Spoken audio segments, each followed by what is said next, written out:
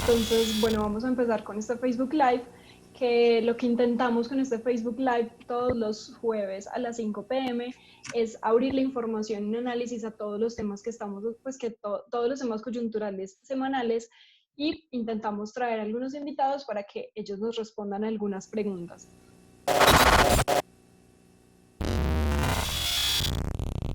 Bueno, hoy tenemos noticia con este Facebook Live, y es que la Corte Constitucional acabó de definir la tutela por 5 votos contra 4, en donde le acaba de otorgar al exministro Andrés Felipe Arias el beneficio de revisión de la condena, pudiendo así impugnar su sentencia condenatoria. Queremos hacer un resumen muy rápido de este caso con fechas, y es así. Andrés Felipe Arias fue ministro de Agricultura desde febrero de 2005 a febrero de 2009, siendo partícipe de ambos gobiernos de Álvaro Uribe. En 2006 lanzó el programa Agroingreso Seguro, iniciativa de subsidios para campesinos, pero que terminaron repartidos miles de millones de pesos en subsidios entre grandes empresarios, entre ellos los palmicultores Dávila Abondano. Esta información estalló en el país a raíz de un trabajo periodístico publicado en la desaparecida revista Cambio. Gracias a esa investigación realizada, como les cuento, por la revista Cambio, se comprobó que 26.000 millones de pesos de ese programa fueron a parar en manos de unas pocas familias de la costa, el Valle del Cauca y norte de Santander. En el 2011, el procurador Alejandro Ordóñez lo destituyó e inhabilitó durante 16 años por 4 faltas disciplinarias calificadas como gravísimas por el mismo Ordóñez, relacionadas con el caso Agroingreso Seguro.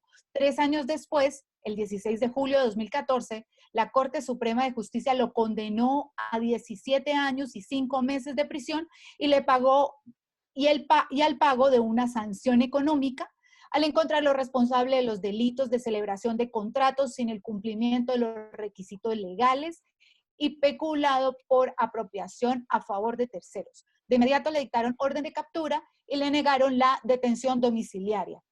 La fiscal que participó en este juicio de investigación por parte de la Fiscalía General fue Vivian Morales, uribista, que hoy está embajadora de Colombia en Francia. El 11 de julio de 2014, Andrés Felipe Arias sale fugado con su familia para Estados Unidos. El 24 de agosto de 2016, un juez de Estados Unidos atiende la solicitud de extradición del gobierno colombiano y detienen a Andrés Felipe Arias en Miami.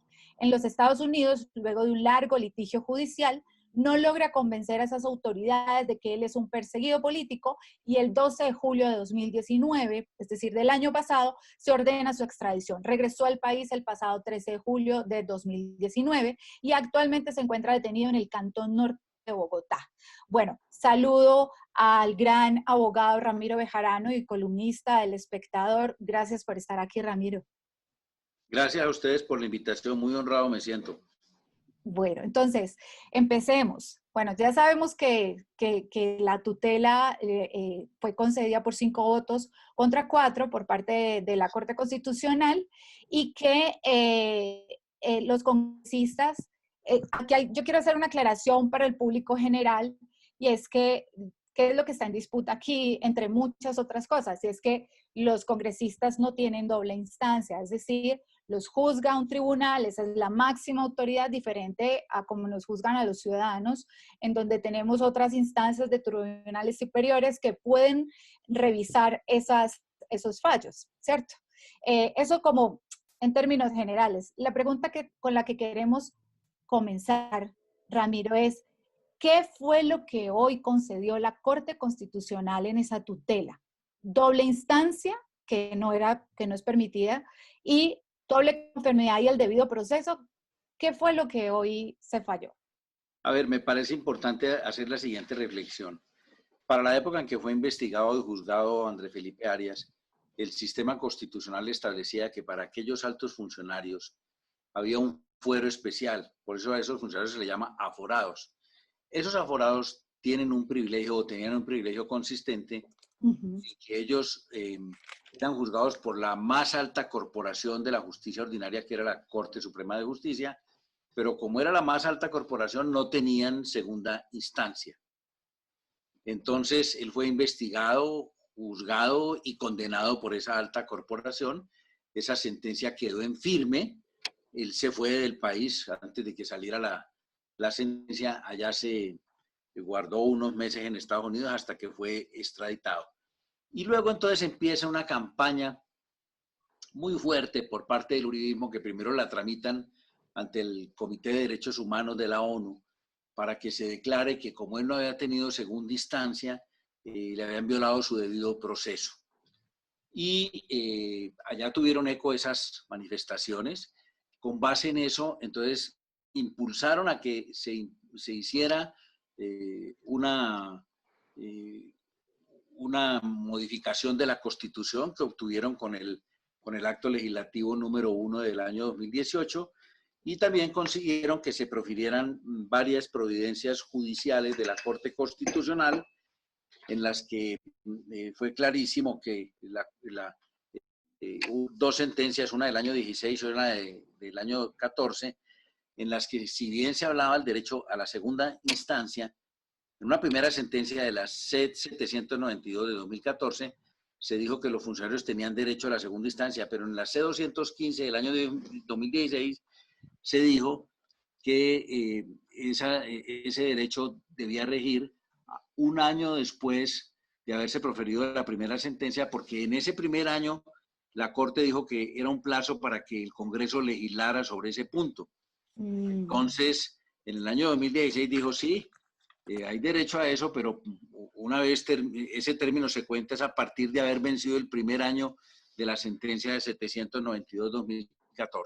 Entonces, con base en esas providencias de la Corte, lograron que en el Congreso se expidiera este acto legislativo, que evidentemente autorizó para los aforados la doble instancia, y después formularon una tutela ante la Corte Suprema de Justicia diciéndole que a él se le había violado el debido proceso, al señor Andrés Felipe Arias, porque no había tenido derecho a la segunda instancia. Entonces, en primera instancia, y en la Corte le dijeron, no, porque en el momento en que usted fue juzgado, no existía jurídicamente la segunda instancia. Apeló y la Corte confirmó esa decisión. Eso se fue en revisión a la Corte Constitucional y ahora se acaba de proferir el fallo que ustedes acaban de comentar. ¿Y qué fue lo que dijo ese fallo? Ese fallo lo que dijo es que anulaba las decisiones de la Corte Suprema de Justicia dictadas en sede de tutela, y además anulaba la decisión que había negado la segunda instancia, porque ellos le pidieron a la Corte que decretara la segunda instancia y la Corte les dijo que no. Lo que le ha dicho la Corte hoy es, mire, tramítele la segunda instancia a este señor, y le ha dicho que además lo haga por la vía de que se tramite una cosa semejante a un recurso de revisión para que no se afecte la cosa juzgada y para que no se afecte el término de prescripción que pudiera estar corriendo. Lo que a mi modo de ver es una contradicción gravísima, porque si la propia Corte dice que la sentencia es cosa juzgada y que está ejecutoriada, pues no se ve cómo le ordena al mismo tiempo que revise una decisión que la Corte está diciendo que está ejecutoriada y que es cosa juzgada. No conocemos sino hasta ahora la parte resolutiva de la sentencia. Es una sentencia de 5 magistrados contra 4. Parece que de esos 5 magistrados que votaron, 2 de ellos han hecho aclaración del voto, de manera que hay que verlo. Pero a mí me parece que es una decisión equivocada por muchas razones. En primer lugar, porque a Andrés Felipe Arias no se le pudo haber violado su debido proceso, porque cuando él fue juzgado con las reglas que entonces existían. Claro. No, esa sentencia hizo tránsito a cosa juzgada. Ellos han batallado sobre el presupuesto de que hay que aplicarle la ley retroactiva, porque es un asunto de naturaleza penal y que en consecuencia le tienen que aplicar la decisión del acto legislativo número 1 del 2018, que reformó unos artículos de la Constitución estableciendo la segunda instancia. Pero ese planteamiento no puede ser así por una razón, porque es que la retroactividad de la ley se aplica a los procesos en curso, no a los que ya están terminados y en relación con los cuales ha operado la cosa juzgada. Ahora bien, hay un tema que yo espero que la Corte en el fallo lo haya tratado, y es el siguiente. el protocolo número 7 al convenio para la protección de los derechos humanos y libertades fundamentales Sí. de 1984, en el artículo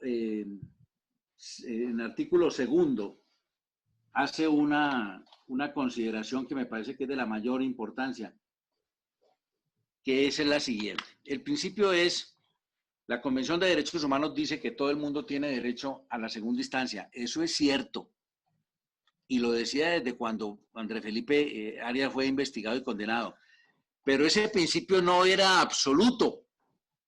Le voy a leer el artículo segundo del protocolo 7 que le acabo de mencionar, donde se dice lo siguiente: este derecho, se refiere al de la segunda instancia, puede ser objeto de excepciones para infracciones penales de menor gravedad según las defina la ley. Y agrega, o cuando el interesado haya sido juzgado en primera instancia por el más alto órgano jurisdiccional o haya sido declarado culpable y condenado a resultas de un recurso contra su absolución. Es decir, este protocolo establece una excepción a ese principio de la doble instancia, inclusive en épocas en las que el señor Andrés Felipe Arias era investigado y juzgado. Esta disposición me parece que es contundente. Yo espero que la Corte Constitucional la haya tenido, por lo menos que la haya examinado para decir que no es así, pero que la haya tenido en cuenta.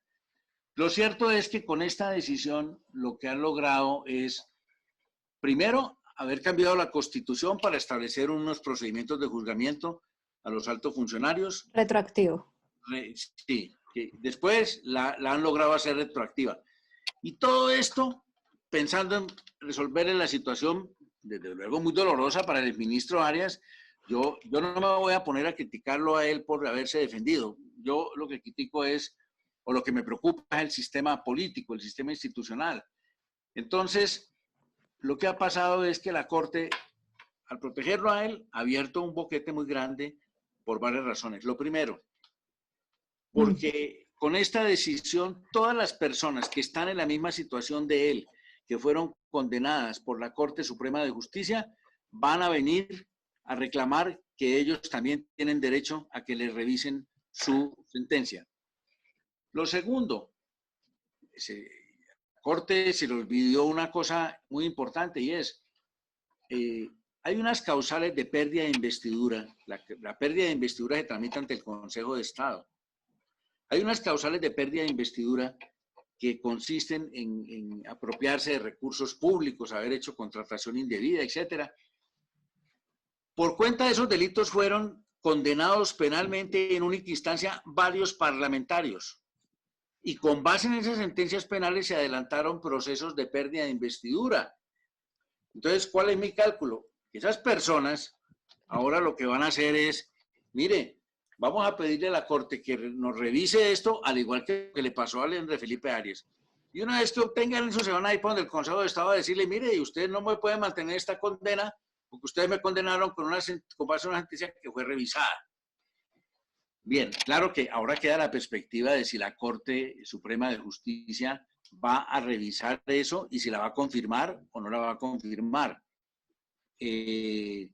Lo que yo veo, y algo de eso dijo el editorial del Espectador esta semana, es que el doctor Andrés Felipe Arias montó todo este discurso, o sus amigos montaron este discurso, bajo unos parámetros que son inaceptables. Ellos dijeron, es que el señor es un perseguido político, es que la Corte ha perseguido a este señor, es que la Corte ha prevaricado.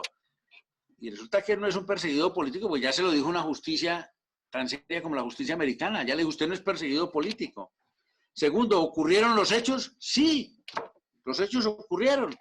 Entonces, ellos lo que han dicho es que como en ese momento estaba el cartel de la toga, es posible que sí, había unos magistrados vinculados al cartel de la toga, pero la magistrada que proyectó la condena contra Andrés Felipe Arias, la doctora María Rosario González, esa es una persona impoluta, muy conocida, muy honorable, que yo estoy completamente seguro de que esa sentencia que ella hizo, la hizo con base en las evidencias que estaban en el proceso. Entonces, mi conclusión final es, la preocupación mía, ¿cuál es? Se ha abierto un boquete muy grande, pero el gran problema no está ni siquiera allí. El gran problema, como yo lo veo, es mucho más grave y es, con esta decisión ha quedado absolutamente claro que la Corte Constitucional es manejada por un partido político, el partido de gobierno. No hay duda, esos 5 magistrados que votaron por esta decisión, es una decisión política, vestida de ropaje judicial. Claro, la Corte Constitucional, en últimas, es un organismo judicial de origen político. Pero lo más importante es que votaron las 5 personas que están identificadas como personas que tienen una marcada tendencia temperamental, por lo menos, a estar de acuerdo con el partido de gobierno. ¿Eso qué significa? Pues que el partido de gobierno está dueño de la Corte Constitucional, que es la que dirime las grandes controversias, dueño del Ejecutivo y dueño del Congreso.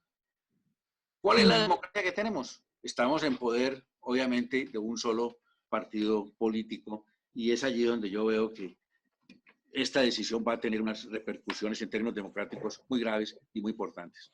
Eso le iba a preguntar, doctor. Además de eso, usted ha señalado un posible choque de trenes, porque digamos que pone a las 2 cortes más importantes del país un poco previamente a pelear, porque una corte le está diciendo haga algo que usted ya se negó a hacer, que es revisar esta sentencia. Entonces, ¿vamos a vivir otra vez un choque de trenes? Es muy posible que eso puede llegar a pasar. Además, es que la Corte, en la parte resolutiva, cuando la Corte Constitucional deja sin efectos el auto del año pasado, del 13 de febrero del año 2019, con base en el cual la Corte Suprema de Justicia en Sala de Casación Penal rechazó por improcedente el derecho a impugnar la sentencia condenatoria proferido contra el doctor Andrés Felipe Arias, le ordena que en un término de 10 días le dé aplicación a las normas del artículo 235, que fue de la Constitución, que fue el que reformaron en el acto legislativo último, y implementar un trámite para surtir esa segunda instancia. ¿Cuál es el trámite que le ha dicho? Que lo haga como si fuera una acción de revisión, no un recurso de apelación. ¿Y eso qué implica? Pues la Corte aquí, tratando de cerrarle el paso a una cantidad de críticas que estábamos haciendo desde varios lugares, le dice que debe hacerlo de esa manera porque de esa manera no se altera el carácter de cosa juzgada que pesa sobre la sentencia condenatoria. Dice, lo que dice es, si usted lo hace por la vía de la revisión, la sentencia sigue teniendo el efecto de cosa juzgada y que por lo mismo no se permite considerar que haya corrido término de prescripción. Eso porque nosotros habíamos muchos dicho, lo que va a pasar entonces es que se va a abrir, van a quedar abiertos todos los procesos y quedando abiertos todos los procesos va a consumarse la prescripción. Para cerrarle el paso a eso, la Corte dijo aquí, no, mire, no lo haga por la vía de la apelación, sino por la vía de la acción de revisión. Y para tal efecto, entonces tenga en cuenta que no se inmuta el principio de la cosa juzgada, lo que es un eufemismo, y además que además no se computan los términos de prescripción para superar estas críticas. Claro. Pero obviamente,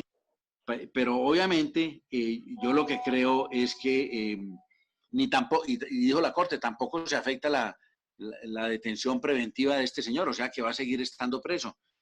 Pero obviamente esta situación, a mi modo de ver, es contradictoria, como le decía inicialmente, porque ¿cómo es posible que la Corte Constitucional vaya a decir, mire, no se afecta el principio de la cosa juzgada porque la sentencia está ejecutoriada, pero al mismo tiempo le dice, revise esa sentencia? La Corte no puede ir a revisar una sentencia que la propia Corte Constitucional está diciendo que está ejecutoriada. A mí no me extrañaría, veo que además la Corte Suprema de Justicia está atrincherada, según las noticias de prensa, y que va a expedir un comunicado que de pronto puede salir mientras estamos aquí en este programa, y que en ese problema que se ha creado, porque es que han dejado a la Corte Suprema de Justicia en una situación muy complicada, le han hecho perder credibilidad. De alguna manera ese fallo de la Corte Constitucional confirma las acusaciones que han hecho los amigos de esta decisión en el sentido de que la Corte prevaricó para condenar a Andrés Felipe Arias, lo que por supuesto es inadmisible. Es inadmisible que la Corte Constitucional se haya prestado a eso. Y entonces, a mí no me extrañaría. Una de las opciones que puede tener es que la Corte Suprema de Justicia no cumple ese fallo. ¿Y qué ¿No? pasa si no cumple el fallo? Pues mire, pues lo que se presenta es una situación terrible, porque son dos cortes, una diciéndole que haga una cosa y la otra diciéndole que no. Pero bueno, también existe otra opción y es que alguien pida la nulidad de esa sentencia de la Corte Constitucional, ¿no? Sí. Lo Sí. otro es que formulen una denuncia penal contra los magistrados de la Corte Constitucional por haber proferido este fallo, o que si los magistrados de la Corte Suprema Sala Penal se niegan a cumplirlo, hagan lo propio. De manera que yo creo que es una situación de incertidumbre complicada, inesperada, que obviamente se produce en un mal momento para el país.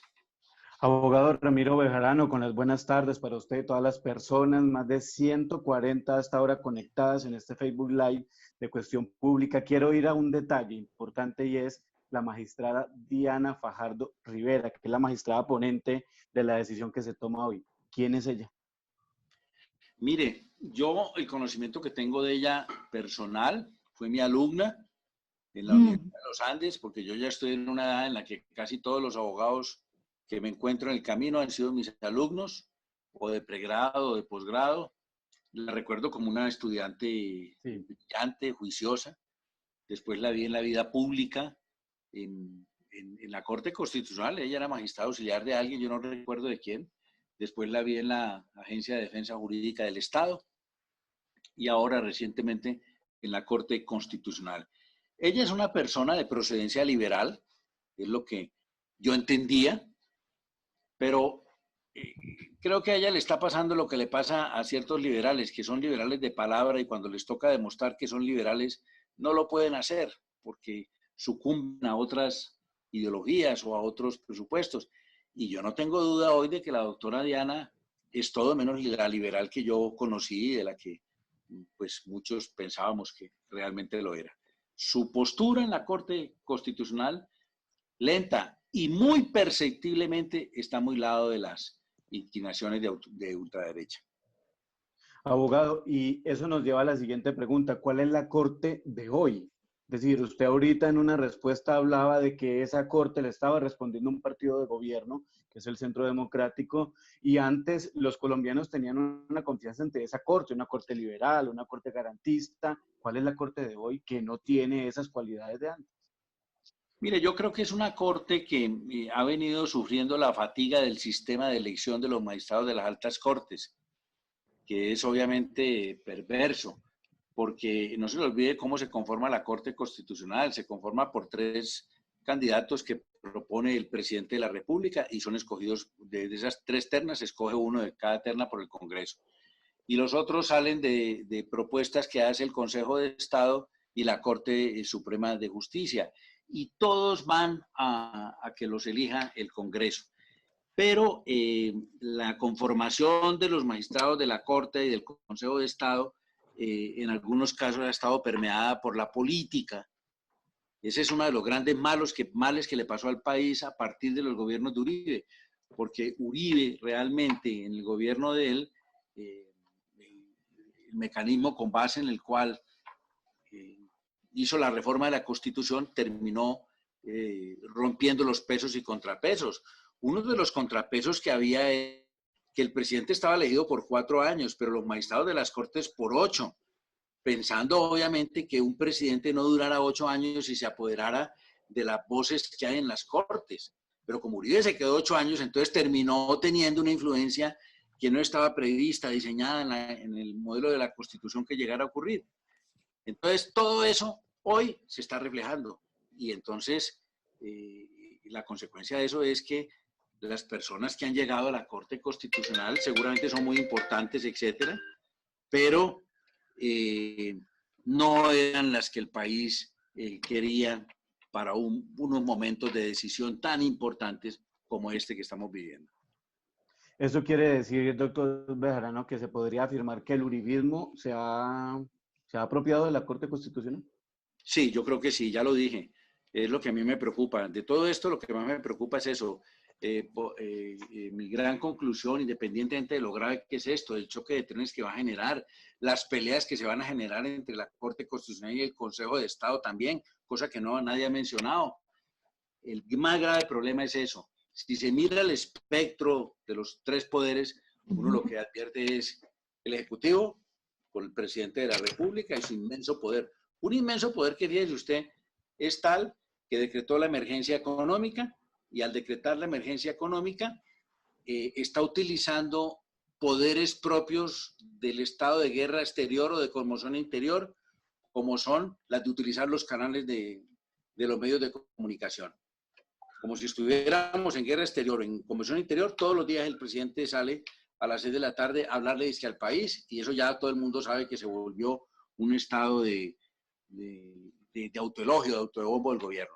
Pero además de eso, entonces tenemos un Congreso que está al vaivén del partido de gobierno, y más en estas épocas, un Congreso que, habiéndose decretado la emergencia económica, no ha podido ejercer su control político, no ha podido ni ha querido, a pesar de la existencia de algunos parlamentarios. Entonces tenemos el Ejecutivo en poder del uribismo, el Congreso manipulado por el uribismo, porque hay un presidente del Congreso, un señor que se llama Tibio no sé qué, ¿no? Sí. Ese señor Lidio García. Exacto, el de la Cámara de Representantes. No, el del Senado. Lidio García. Lidio García. Yo prefiero llamarlo Tibio García. Ok. Me parece que es mejor así. Okay. Y para colmo de males, llegamos y encontramos que la Corte Constitucional, que ha sido un baluarte de independencia como ustedes lo tienen, últimamente lo que ha mostrado es que está en consonancia con el partido de gobierno. Y eso es lo que me parece a mí terrible para la democracia. Otro liberal, ¿no? Porque Lidio es liberal. Sí, es liberal, sí, es liberal. Eso es verdad. Abogado, en este tema quisiera preguntarle sobre cuál es la trampa que hay en el fondo de esto. Es decir, muchos sectores así lo han identificado, más allá de que la Corte pida un comunicado, luego publique la decisión con todos los pormenores. ¿Cree usted que hay una trampa detrás? Es decir, ¿hay un plan desde el partido del gobierno, desde el expresidente Uribe, detrás de esta decisión? Pues a mí me parece, yo no la llamaría trampa porque esa es una palabra muy fuerte, pero yo sí creo que hay una cosa orquestada, muy bien orquestada, para debilitar los pocos controles que puedan existir en esta democracia debilitada al Ejecutivo y al partido de gobierno. Esta Corte, con esta decisión, ha quedado en entredicho ante los ojos del país. La gente no puede explicarse cómo es posible que se haya hecho todo este recorrido de cambiar la Constitución, hacer un acto legislativo, haber provocado que antes hubiera habido dos sentencias de la Corte Constitucional, la C-792 del 14 y la C-215 del año 16, y finalmente esta tutela, y finalmente llega este fallo de la Corte Constitucional 5-4. Eso obviamente hace parte de un muy estudiado plan que termina debilitando a la Corte Constitucional de una manera tan grave que yo creo que si hoy hacen una encuesta de cómo perciben los ciudadanos a la Corte Constitucional, si la hacen sin apasionamientos, muy seguramente allí van a tener muchas dudas. Entonces, cosas porque le voy a dar un ejemplo. Un magistrado que está allí, el doctor Carlos Bernal, que fue uno de los votantes por esta decisión, era un distinguido profesor del Externado de Colombia, había estudiado en todos los códigos del mundo, hasta en el código de Hammurabi, una persona muy estudiada, hablaba como 5 idiomas, muy reputado y todo. El doctor Juan Carlos Hernado, rector del Externado, el presidente de Santos le pidió un candidato para proponerlo y él tuvo la malhadada fortuna de proponer a este joven. Lo propuso y muy rápidamente se supo, cuando ya estaba embalado en la campaña, que era un candidato secreto del uribismo. Ahí aparecen las fotos de él con el doctor José Udulio y varios alfiles uribistas, y que fuera de eso era un pastor cristiano. Ah, sí, señor. O sea, como un caballo de Troya. Sí, y ese personaje llegó allá a la Corte Constitucional y ha ejercido como tal desde esa óptica. De manera que esas son las grandes equivocaciones de una Corte Constitucional que hoy está en deuda con el país. Yo le tengo, me voy a devolver un poquito, doctor Bejarano, y discúlpeme, yo pregunta, y es que en la tutela en la tutela de que se falló hoy, hay un detalle que ellos dicen y que usted nombró ahora, pero yo quisiera como mayor aclaración al respecto, y es que ellos dicen que la condena de Andrés Felipe Arias no está en firme, ni ha hecho tránsito a cosa juzgada, está ejecutoriada que no está ejecutoriada la sentencia. Por, por, no, eso, pues, perdón, pero yo no lo entendí. No. Ellos lo que dicen es lo siguiente. Le dicen a la Corte Suprema que para efectos de iniciar el trámite, de permitirle que se revise la segunda instancia de esa decisión contra Andrés Felipe Arias, la Corte debe tener en cuenta que esta garantía se debe satisfacer a través de un mecanismo especial que, dadas las semejanzas, sigue las reglas generales de la acción de revisión en materia penal. Es decir, no siga las reglas de la apelación, cosa que tiene también otra cosa que voy a decir ahora, sino que siga las reglas de la revisión. ¿Por qué? ¿Por qué le dijo eso? Le dijo eso para ponerse a salvo de las críticas que nosotros estábamos haciendo, y le dice, siga las reglas generales de la acción de revisión en materia penal, con lo cual específicamente su concesión no altera el carácter de cosa juzgada que pesa sobre la sentencia condenatoria. Entonces lo que la Corte le está diciendo es, siga las reglas de la revisión, porque así no se altera el principio de la cosa juzgada que pesa sobre esa sentencia. Y le agrega, y por lo tanto, tampoco permite considerar que haya prescripción de la acción penal. No, lo que le está diciendo la Corte, en esta parte resolutiva, yo no conozco el fallo porque no ha salido, lo que le está diciendo es, mire, si usted sigue el mecanismo de la acción de revisión, no se preocupe por el tema de la cosa juzgada, porque la cosa juzgada no se va a tocar, porque la sentencia está ejecutoriada. Y tampoco va a haber problemas con que opere la prescripción en este periodo, ni tampoco este señor va a salir de la cárcel. Eso es lo que le dice. Entonces, no le ha dicho que la sentencia no esté en firme. No, la sentencia sí está en firme, y por eso es que le dice, váyase pues de este camino, porque por este camino no se viola el principio de la cosa juzgada. Ahora, si hubiera dicho que se fuera por el camino de la apelación, entonces habría tenido que decir que la sentencia no estaba ejecutoriada, y eso habría tenido unas consecuencias terribles. Pero sobre todo hay una cosa que es muy importante, que es la siguiente. ¿Quién más puede intervenir en esa segunda instancia fuera de Andrés Felipe Arias? Sí.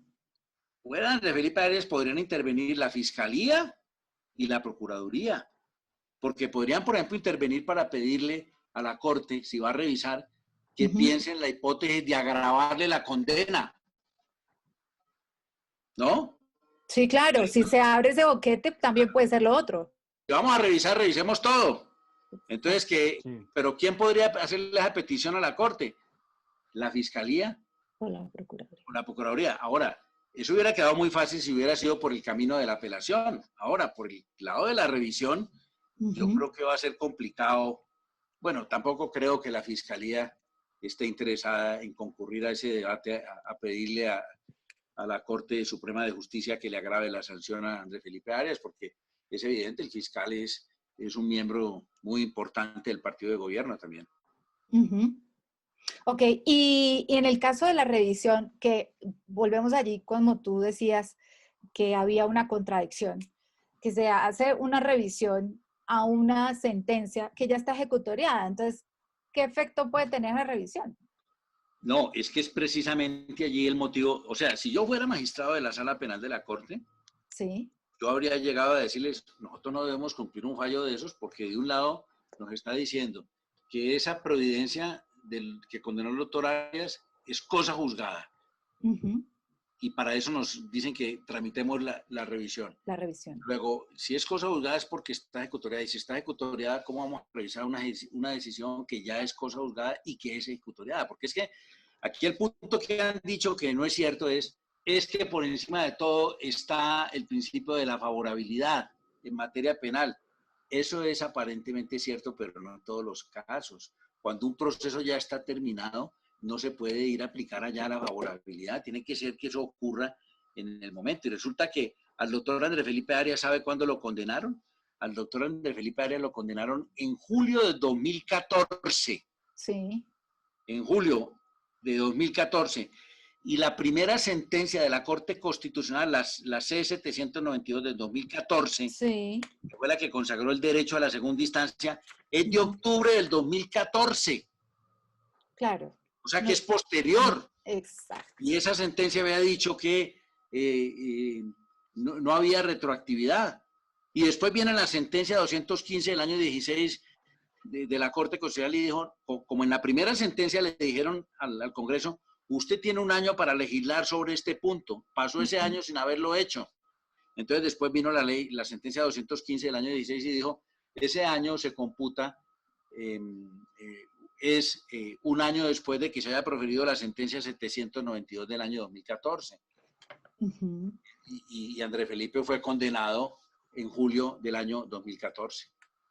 Claro, claro, claro. Aquí hay una acción retroactiva supuestamente imposible por la ley. Todo lo van a trabajar o lo han trabajado en el supuesto de que en los tratados internacionales está prevista la segunda instancia. Eso es cierto, pero ya le leí la excepción. La excepción. La excepción y además hay algo que decía el profesor David Echandía, mi profesor de Derecho Procesal, que fue un gran tratadista. Él decía que tenía más garantías una persona que fuera juzgada por un alto tribunal colegiado de personas muy importantes que una segunda instancia. Y yo creo que eso no es disparatado. Ok, eso también eso me encantó que lo aclararas muy al principio de este Facebook Live, y es por qué había una única instancia para los aforados. Y era porque los más altos dignatarios de los tribunales eran los que estaban juzgando a estas personas. Sí, eso había sido una tradición inveterada. Y aquí se van ahora, la verdad es esta. Esas normas fueron redactadas seguramente pensando en que no iba a haber necesidad de estar juzgando a los altos funcionarios, porque la verdad es que la corrupción no llegaba a esos niveles, pero el país demostró que la corrupción permeó los altos niveles de la administración pública y eso hace que haya 250 personas prácticamente en situación de interesarse por buscar la revisión de sus condenas ahora que ha salido esta providencia de la Corte Constitucional. Ok. Sí, le iba a preguntar, abogado Ramiro Bejarano, sobre el panorama político que se viene en el caso de que Andrés Felipe Arias pueda llegar a quedar en libertad. No, pues mire, yo no tengo duda de que si eso llega a pasar, lo van a convertir en una especie de Nelson Mandela antioqueño y lo van a convertir en un mártir, como ya lo es para algunos los ojos de alguien, y lo de agroingreso seguro se va a ventilar como una de las mejores obras de gobierno para el agro colombiano y no como lo que fue un mecanismo para favorecer a personas muy ricas y poderosas en el agro colombiano. Y todo eso, pues seguramente les va a quedar no difícil y no me extrañaría entonces que si le revocan esa condena, claro que les queda una cosa muy complicada todavía, y es que al doctor Andrés Felipe Arias está condenado y sancionado por la Procuraduría, y yo creo recordar que con base en esa sentencia se le impuso una inhabilidad para ejercer cargos públicos. Sí. Entonces tendrían que tumbar también la sentencia de la Procuraduría. O a lo mejor se inventan otra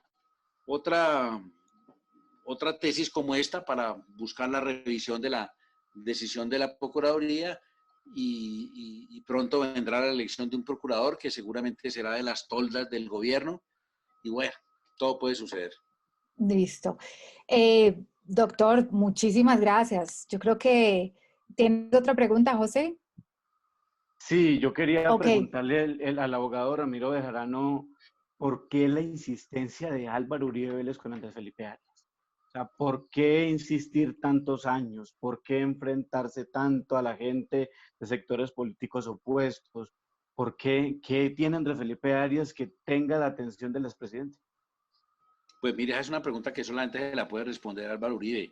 Yo lo que puedo contestar es como intérprete de los hechos que he visto, porque obviamente lo que le falta a su pregunta es preguntar, bueno, ¿por qué con Andrés Felipe Arias ha sido esa batalla que ha comprometido a todo el partido político y todas las cosas que ha hecho. ¿Y por qué lo mismo no pasó, por ejemplo, con Jorge Noguera, con Bernardo Romero, ¿no? Con Pilar Hurtado, que a Pilar Hurtado lograron mantenerla unos años en Panamá y apenas cayó Martinelli, la deportaron. Es decir, solamente con André Felipe Arias ha habido una batalla visceral por conseguir esto. Ahora, ¿por qué? O seguramente es que las personas que resultaron involucradas en este tema de Grupo Seguro, lastimadas, eran muy del entorno del expresidente Uribe y de su casta política. Es lo único que yo me inquieta, porque usted tiene razón, lo que ha desplegado el uribismo y particularmente el doctor Uribe ha sido demencial. Por ejemplo, el doctor Uribe no tuvo inconveniente en ir a declarar al proceso. Allá fue en Estados Unidos. ¿Y qué declaró? Prácticamente avalar la tesis de que él era un perseguido político, de que había sido condenado injustamente, con una tesis absolutamente absurda. Era que el señor no había robado un solo peso. Entonces, claro, es que él no lo estaban juzgando por ladrón, por haberse robado dinero, sino por haber hecho unos contratos que beneficiaron a terceros. Exacto. Pero entonces, con esa tesis sofismática de que es que este señor no se robó un peso y que por tanto no ha delinquido, entonces tendríamos que decir que el único delito en Colombia que valdría la pena examinar es aquel cuando una persona le mete la mano a otro. Y yo creo que el presidente Uribe fue testigo allá, declaró contra la justicia colombiana y a pesar de eso oyeron al expresidente allá en ese proceso y la justicia americana no le creyó el cuento de que se trataba de un perseguido político y ordenó su deportación. 5:42, 309 personas conectadas hasta ahora en nuestro Facebook Live de Cuestión Pública. ¿Qué opinabas sobre la carrera de Rodrigo Tovar? Que él es el nuevo coordinador de víctimas del Ministerio del Interior y pues como que tuvo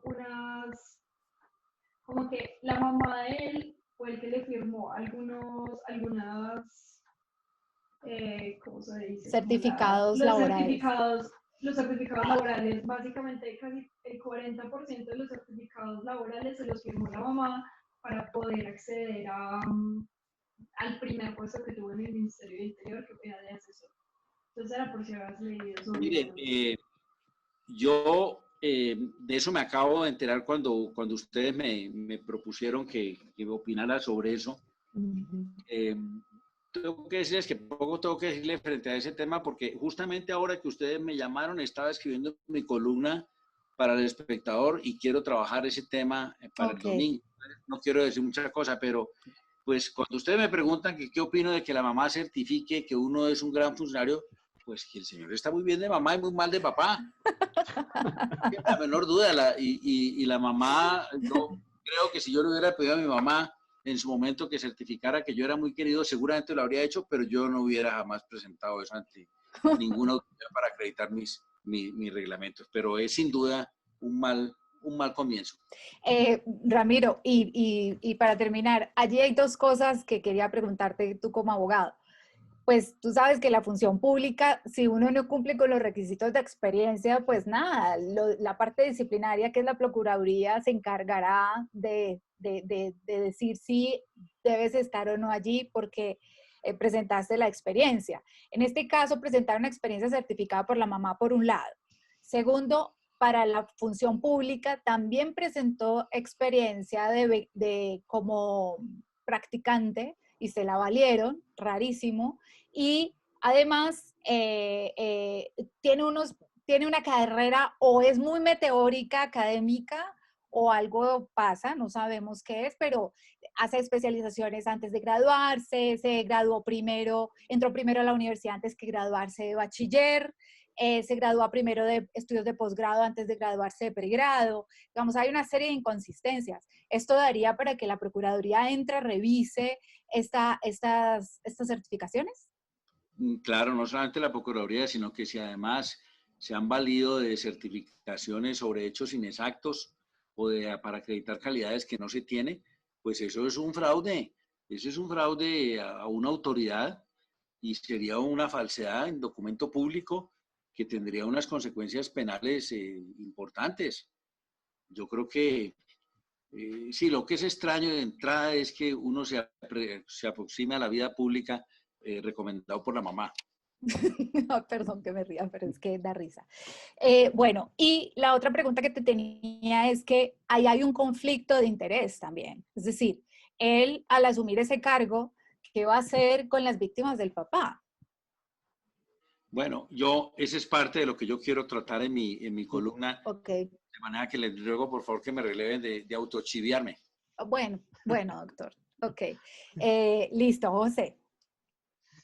Dejamos Bueno, aquí. entonces, pues ya como para terminar, muchas gracias a todas las personas que estuvieron en nuestro Facebook Live.